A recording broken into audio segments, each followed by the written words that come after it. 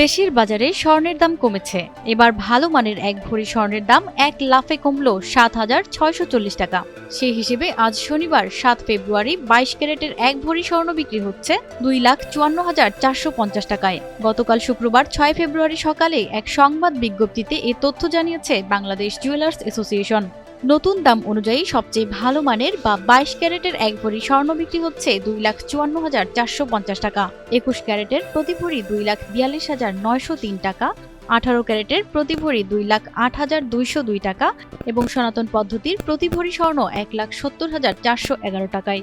যেখানে বৃহস্পতিবার ২২ ক্যারেটের এক ভরি স্বর্ণ বিক্রি হয়েছে ২,৬২,০৯০ টাকা, ২১ ক্যারেটের প্রতি ভরি স্বর্ণ ২,৫০,১৯৩ টাকা, ১৮ ক্যারেটের প্রতি ভরি স্বর্ণ ২,১৪,৪৪৩ টাকা এবং সনাতন পদ্ধতির প্রতি ভরি স্বর্ণ ১,৭৫,৪৮৫ টাকায় বেচেকেনা হয়েছে।